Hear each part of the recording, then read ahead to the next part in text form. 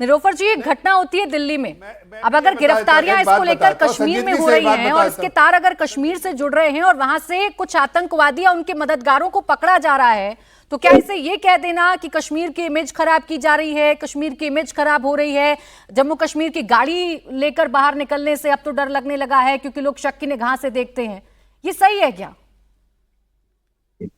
देखिए, मैं थोड़ा सा बैकग्राउंड में जानने की कोशिश करूंगी। जब 370 और 35A को एब्रोगेट किया गया, उस वक्त ये कहा गया कि जो आतंकवाद है वो 370 की वजह से है, 35A की वजह से है।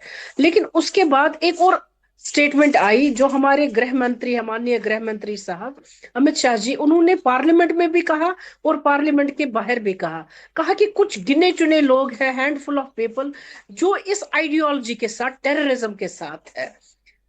ठीक है, टेररिज्म के साथ कुछ लोग हैं, उनको जितना कड़ी से कड़ी सजा दी जाए वो कम है। जम्मू कश्मीर के सब लोग 1.50 CR यहाँ पर लोग रहते हैं, वो इस सोच से बिल्कुल खिलाफ है, मुखालिफ है इस सोच के। जहां पर टेररिज्म या आइडिया ऑफ इंडिया के खिलाफ कोई भी होगा, वो आपने पहलगाम का जब मसकर हुआ, निहत्थे लोगों को की जाने ले ली गई, तो उस वक्त आपने देखा किस तरीके से जम्मू कश्मीर के लोग सड़कों पर आए यकजहती दिखाने के लिए अपने देश के साथ।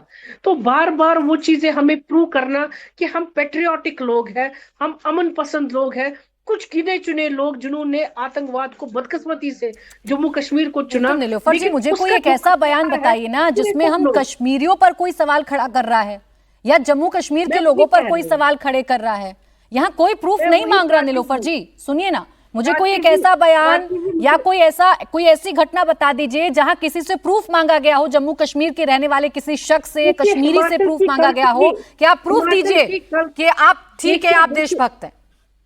देखिए प्राची जी, कल की इस मुझे नहीं लगता है किसी देशभक्त को प्रूफ मांगने की जरूरत है या देने की जरूरत, नंबर एक। नंबर दो, कल ही आपने हिमाचल प्रदेश में देखा कि किस तरीके से एक आम इंसान जो बेचारा वहां पर अपना पैसा कमाने के लिए गया था, शॉल वगैरह, किस तरीके से उसको हरासमेंट की गई। उतना ही नहीं, आज लैंडलॉर्ड्स जो है, टेनेंट्स को, जो मुस्लिम वहां पर आए हुए हैं या जम्मू कश्मीर के लोग वहां पर आए हुए, बच्चे आए हुए पढ़ने के लिए, उनको किस तरीके से हॉस्टलों से निकाला जा रहा है।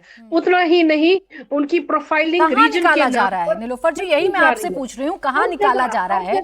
क्या ये कहना शर्मनाक नहीं है निलोफर जी? क्या ये कहना शर्मनाक नहीं है कि अब कश्मीरी बाहर नहीं जाएंगे, आपको जो प्रबंध करना है आप जम्मू कश्मीर में करिए? एक घटना हुई है, उस घटना के तार जम्मू कश्मीर के कुछ ऐसे लोगों से जुड़ रहा है जो आतंकवादी मानसिकता के हैं। बाकी ना कश्मीरियों पर कोई सवाल खड़े कर रहा है, ना इस्लाम को फॉलो करने वाले किसी भी शख्स पर कोई सवाल खड़े कर रहा है। प्राची जी, उस मानसिकता के खिलाफ पूरे जम्मू कश्मीर के लोग हैं, कुछ गिने चुने लोग जो इस टेररिज्म को बढ़ावा देते हैं या जो इस टेररिज्म की सोच के साथ है, हम तो उनके खिलाफ है। दूसरे लोगों का क्या, मुझे बता दीजिए, उनका क्या कसूर उसमें?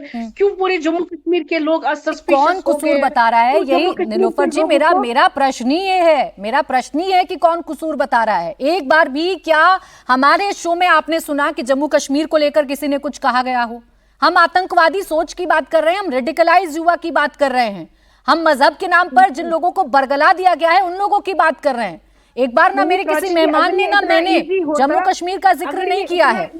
अंबर जैदी जी, के लिए तो बहुत अच्छा होता कि अगर दूसरे लोगों को, बेचारों को टारगेट ना किया जाता होता। अरे मैडम, यही पूछ रही हूँ, कहाँ किसने कैसे टारगेट कर दिया, इसको आप लोग क्यों जनरलाइज कर रहे हैं, ये आपको बताना है।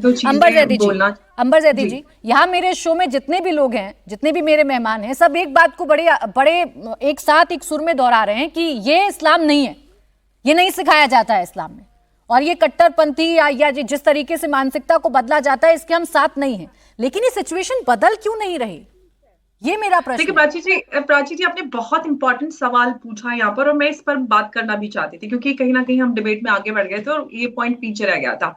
सवाल यही है, यहाँ पर बैठे किसी ने भी इस बात को ये नहीं कहा कि जो हुआ वो सही हुआ और हम उसके साथ थे, लेकिन सबसे बड़ी बात ये है, जो सबसे जिम्मेदार इंस्टीट्यूशंस हैं, जिसमें हम अपने मस्जिदों की बात करते हैं, मदरसों की बात कर लेते हैं, या कोई और कम्युनिटी इंस्टीट्यूशंस हैं, जो साजिद रशीदी साहब ने बोला कि ये लोग मुसलमान नहीं है, 2012 में फतवा निकला था। कहीं ना कहीं आपको नहीं लगता कि ज्यादातर इंस्टीट्यूशन वो नैरेटिव बिल्डिंग में फेल होती आई हैं, जो आप कह रहे हैं कि ये जिहाद नहीं है, जबकि जिहाद के नाम पर जो किताल हो रहा है